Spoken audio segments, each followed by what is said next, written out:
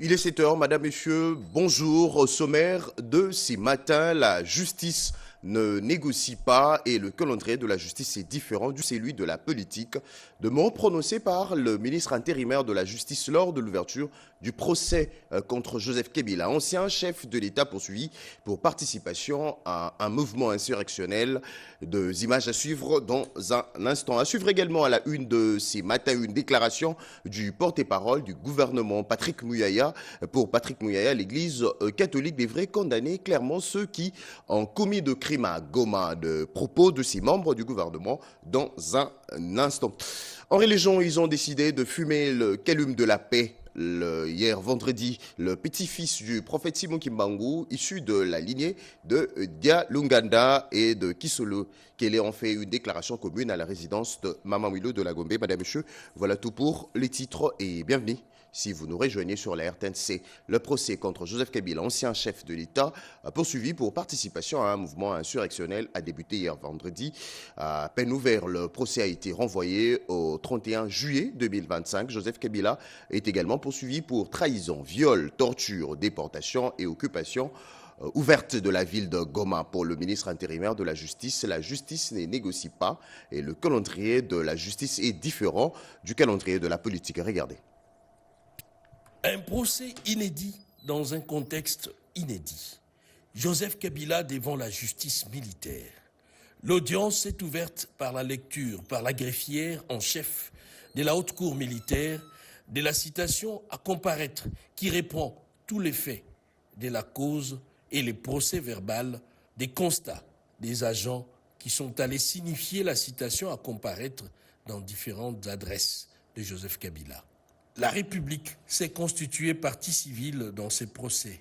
Ces avocats ont été conduits à l'audience par les ministres de la Justice et garde des Sceaux Samuel Bemba. Il est de notre devoir de conduire les avocats qui ont reçu le mandat de faire la constitution des parties civiles pour le compte de la République. La composition des juges qui statuent cette affaire est présidée par le premier président de la haute cour militaire, le lieutenant général Joseph Mutombo Katalai. Côté ministère public, il est assuré par l'auditeur général des forces armées de la République démocratique du Congo, le lieutenant général Likou Liabakumi.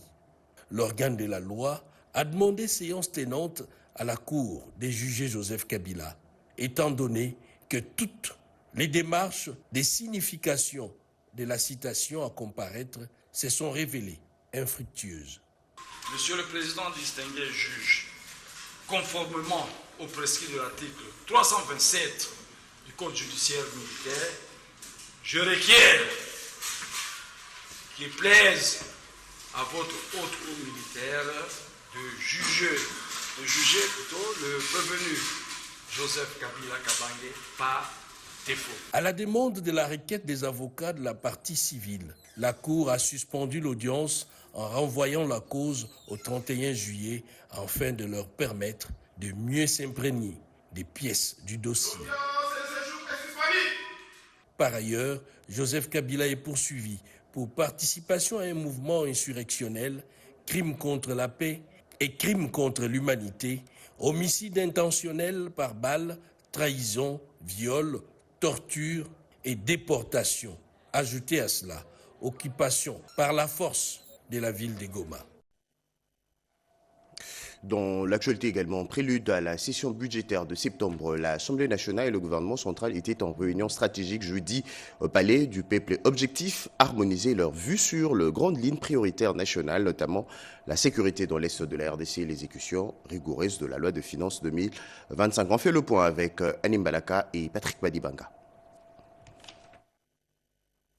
Le bureau de la Chambre basse du Parlement, conduit par son président Vital Kamerhe, a échangé ce jeudi 24 juillet 2025 au Palais du Peuple avec une délégation gouvernementale conduite par le ministre d'État en charge du budget Aimé Boger, qui a représenté la première ministre Judith Souminois empêchée. Étaient également présents le ministre des Finances Doudou Famba et la vice-ministre Onege Nsele. Initiée par le président de l'Assemblée nationale qu'accompagnait d'autres membres du bureau, cette réunion visait une harmonisation des vues entre les deux institutions en prélude à la session budgétaire de septembre qui pointe à l'horizon. Lors de cette session, l'Assemblée nationale devra examiner le projet de loi portant reddition des comptes du budget 2025 avant le projet de loi des finances exercice 2026. Le professeur Vital Kamerhe a insisté sur l'orthodoxie budgétaire en tenant compte des priorités du pays dans la question sécuritaire. Pour les speakers de la Chambre basse du Parlement, le retour de la paix et la sécurité dans l'Est de la République démocratique du Congo constitue la priorité des priorités. Vital Kamerhe a recommandé au gouvernement de poursuivre les efforts dans ce sens, mais sans compromettre l'amélioration du social des Congolais, la rémunération des fonctionnaires de l'État, les investissements et les bons fonctionnements des institutions de la République. Le président de l'Assemblée nationale a réitéré le soutien du bureau de la Chambre basse du Parlement aux efforts diplomatiques conjugués par le chef de l'État Félix Antoine Tshisekedi Tshilombo et le gouvernement souminois pour le retour d'une paix durable dans la partie orientale du pays. De ces points de vue, le gouvernement et l'Assemblée nationale regardent dans la même direction, a fait savoir à la presse le président de la Commission économique et financière, Guy Mafuta Kabongo, au sortir de la réunion. Le gouvernement et l'Assemblée nationale sont d'avis qu'il faut absolument soutenir ces processus qui ont comme objectif principal de ramener la paix, de ramener l'autorité de l'État à travers tous les territoires occupés. Et de ce point de vue, et l'Assemblée nationale et le gouvernement regardent dans la même direction. Quant aux préoccupations sur les dotations du gouvernement à l'Assemblée nationale, le président de la Commission ECOFIN a fait savoir que cette question était subsidiaire. Ce n'était pas la question principale de la réunion. Évidemment, on a eu à effleurer la question parce qu'elle est nécessaire, mais la question trouve sa solution dans le respect de la loi des finances. La loi des finances qui a été votée par l'Assemblée nationale et promulguée par le chef de l'État établit les lignes budgétaires. Il est seulement question de les appliquer et tout le monde sait à quoi s'en tenir.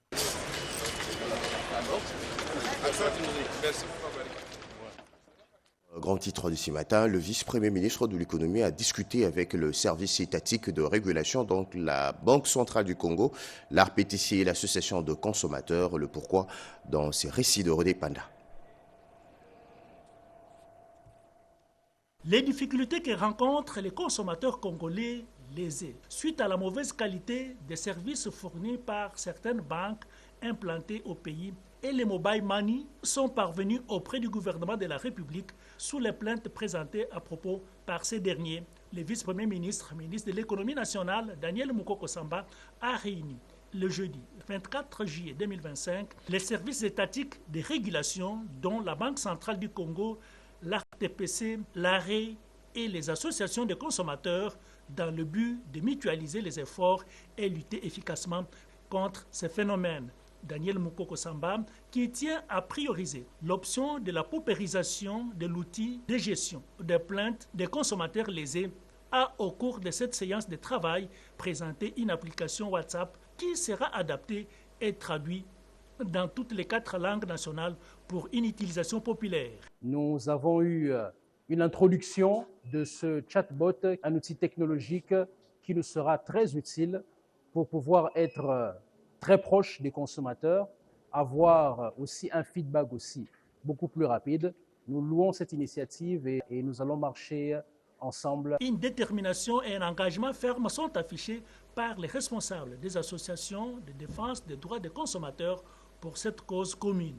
C'est une grande première que de voir le ministère de l'économie d'une part, les associations de consommateurs de l'autre, et en face de nous, toutes les autorités régulatrices dans divers secteurs, on s'est compris la Banque centrale. Coup de chapeau, nous encourageons et rassurez-vous, nous sommes prêts à l'accompagner. La mutation de la CONAC à la COMCO est un contributeur qui vient renforcer davantage le droit des consommateurs congolais. Je le disais à l'ouverture de ces journaux, lors d'un débat citoyen organisé par la Synergie pour la transparence du processus de paix, le porte-parole du gouvernement RD congolais a déclaré que l'Église catholique devrait condamner clairement ceux qui ont commis de crimes à Goma. Patrick Mouyaya, ministre de la Communication et Médias. Moi, je ne peux pas comprendre que je n'entende pas des déclarations de condamnation fermes sur tous les crimes qui ont été commis à Goma. Nous suivons ça au quotidien. La barbarie et l'horreur. Moi, je ne peux pas comprendre que l'Église ne prenne pas clairement et durement position. L'Église, en prenant cette position, ne serait pas non plus rejetée par ceux-là, parce que lorsque les prêtres sont allés à Goma, ils ont donné du crédit à ceux qui sont là. Alors, nous sommes gouvernement, nous essuyons les critiques quotidiennes. Et dans les termes les plus forts de l'Église, on ne peut pas comprendre que devant une situation d'agression, des crimes, le plus grave, il y a la question sur la violation des droits de l'homme, je ne saurais pas vous en faire le liste, c'est des tout types, qui passent de crimes de guerre, des crimes constitutifs des génocides et de tout type de crimes que nous avons documentés, qui ont été commis. Et face à une telle barbarie, lorsque vous êtes père de l'Église, même si vous portez l'initiative qui vise la paix, il faut être en mesure de condamner le mal et de manière claire et ferme. Première chose. Deuxième chose, le président de la République, 22 février 2025, a dit que lui-même, il était disposé, que sa main était tendue. Il a dit, il a fait les consultations nationales.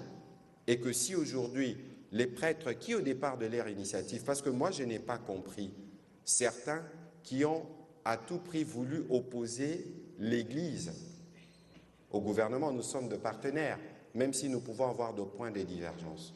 Le président de la République a été le premier à les accueillir lorsqu'ils ont commencé leur initiative. On a précisé plus tard qu'ils ne leur avaient pas donné mandat, parce qu'eux-mêmes l'ont dit que c'est une initiative qui est venue d'eux.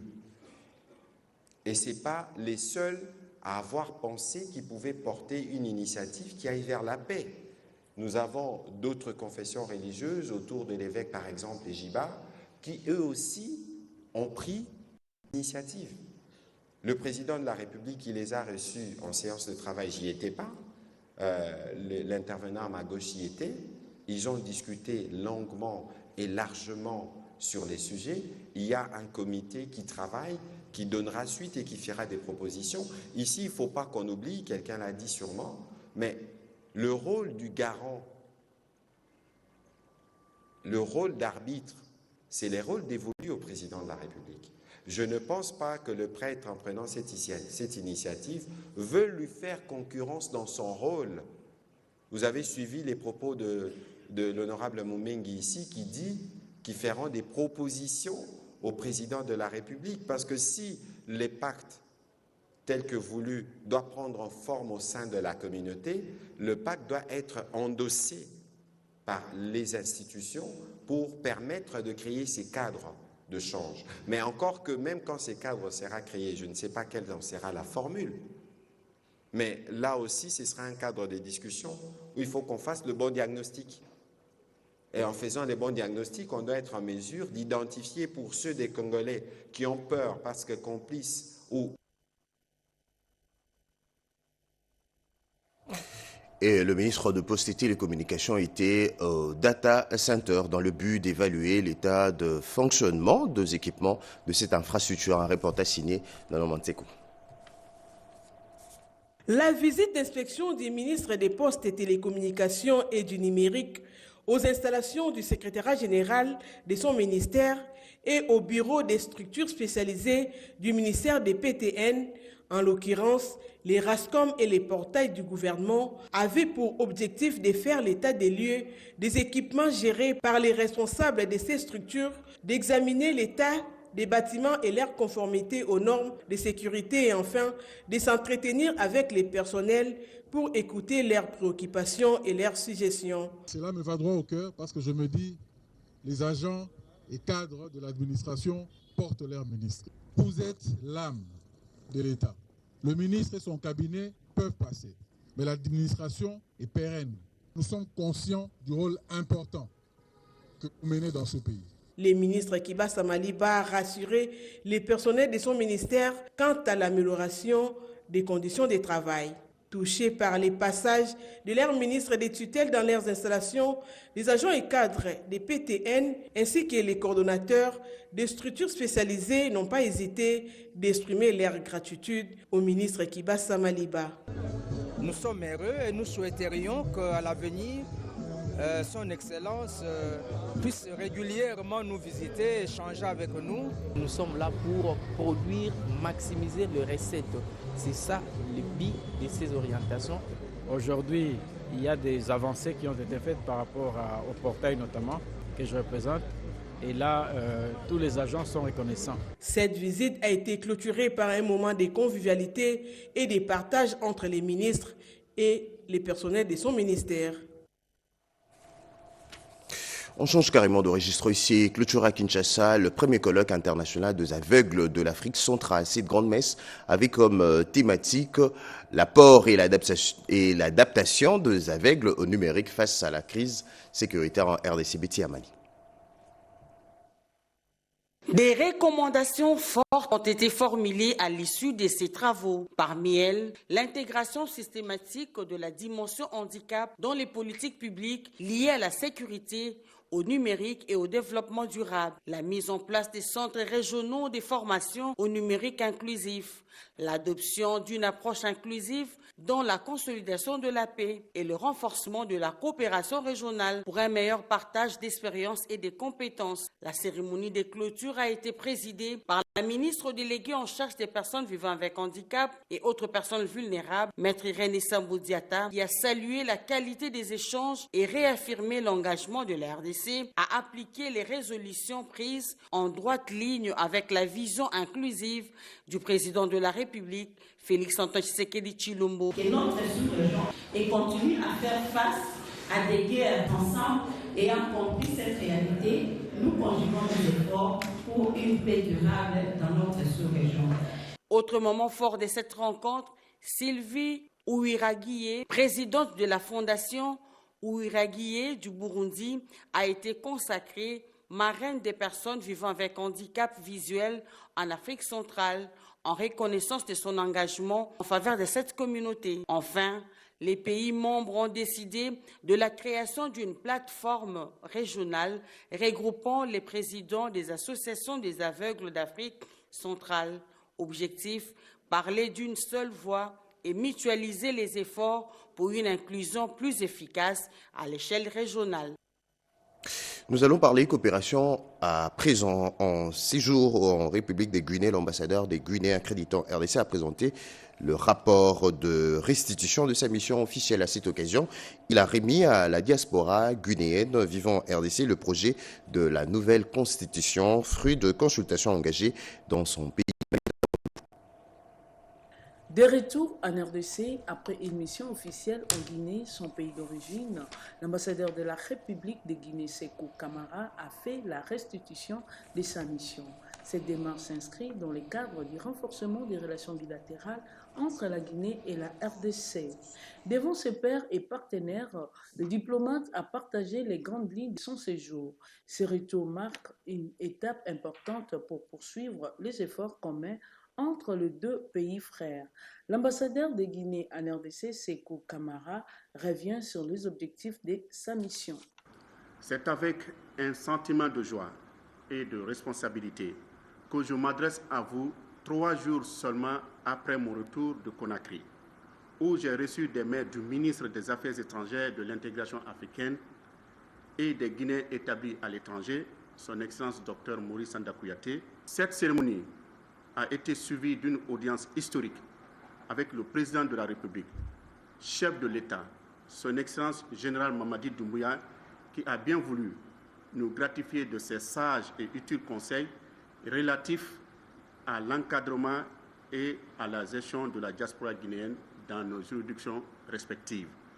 Les membres de la communauté des sages guinéennes ont reçu de l'ambassadeur le projet de la nouvelle constitution guinéenne, des réactions très positives. Ce projet de constitution, ce n'est pas pour un individu, c'est pour notre pays, c'est pour la communauté guinéenne, c'est pour la population guinéenne.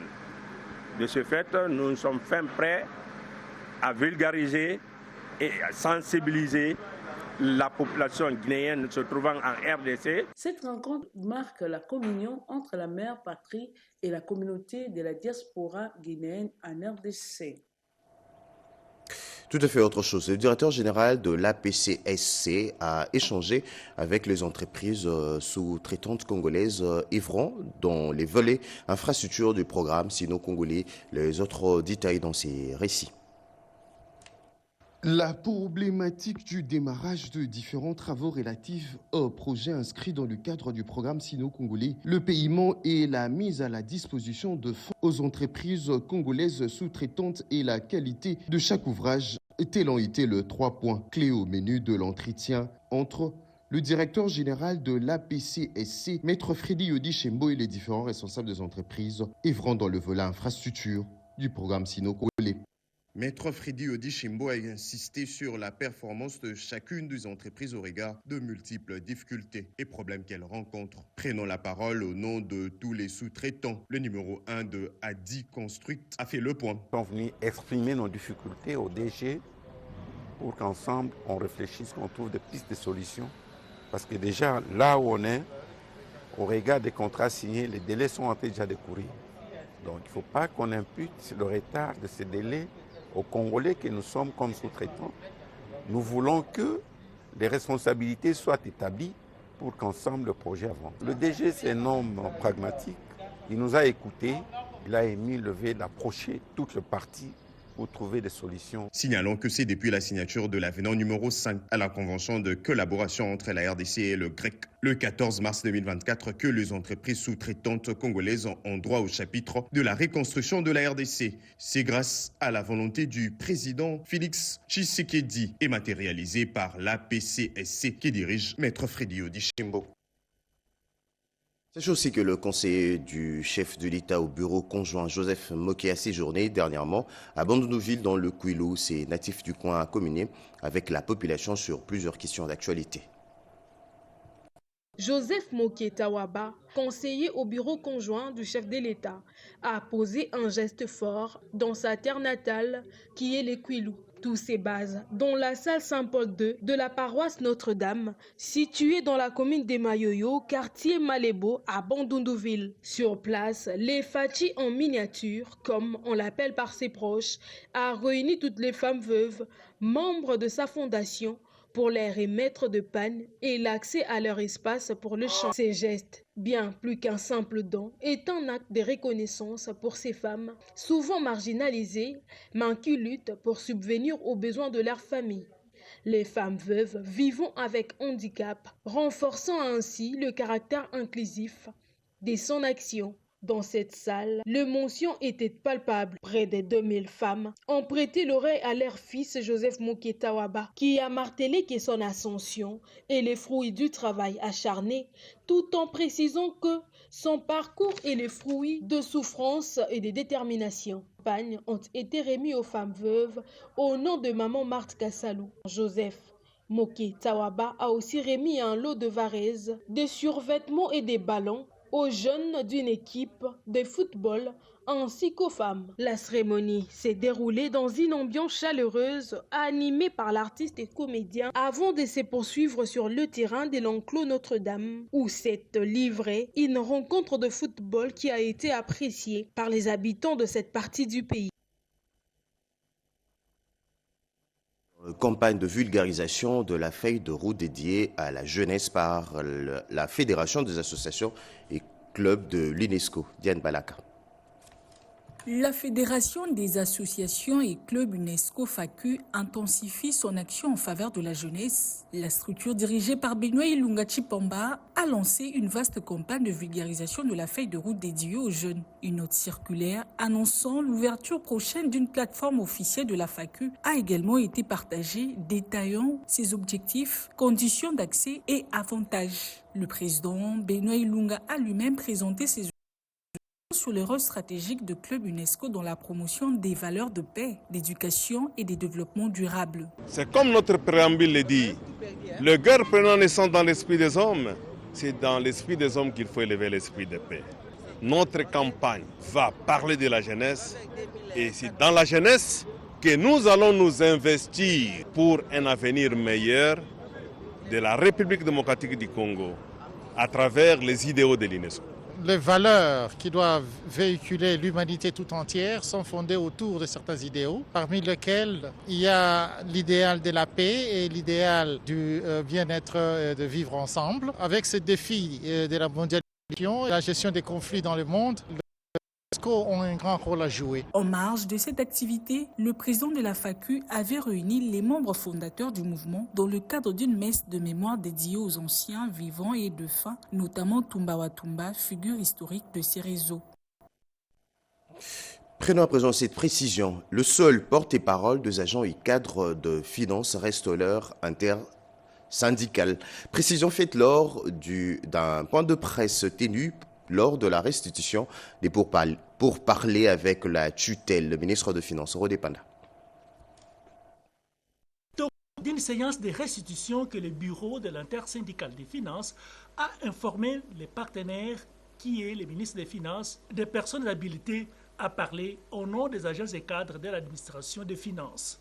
Maboucha André a révélé la violation de l'arrêté 001/2012 et tout en déplorant le comportement des syndicalistes qui sabotent intentionnellement les efforts consentis jusqu'à ce jour par le ministre des Finances.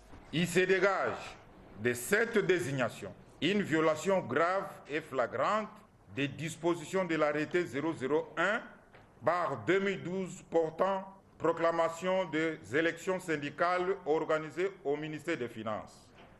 Ces comportements ou attitudes de pareils syndicats violent gravement les textes légaux, dénotent de la mauvaise volonté de leurs auteurs de semer le chaos au sein de l'administration des finances.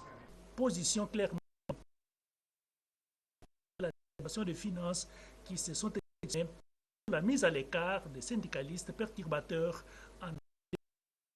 auprès de la tutelle, le ministre Doudou Famba, un mémorandum quant à ce mémo reçu par les conseillers administratifs. Dans un autre chapitre, le gouvernement de la RDC et le système des Nations Unies ont présenté conjointement le rapport de résultats 2024 marquant la clôture du précédent cycle de coopération. Mamita Bangoulou. Cette conférence de presse témoigne d'un partenariat stratégique entre l'État congolais et les agences onusiennes. Les résultats 2024 ont mis en lumière des avancées notables en matière d'accès à l'éducation, à la santé, à la gouvernance et à la paix. Les cadres 2025-2029 reposent désormais sur une vision renforcée à accompagner la RDC dans ses engagements pour l'atteinte des ODD à travers des actions multisectorielles concrètes. Au nom de l'équipe pays des Nations Unies, qui est constituée de 23 agences, fonds et programmes, je souhaite exprimer mes vives remerciements au gouvernement congolais pour les collaborations constantes et positives, ainsi que pour l'esprit de dialogue.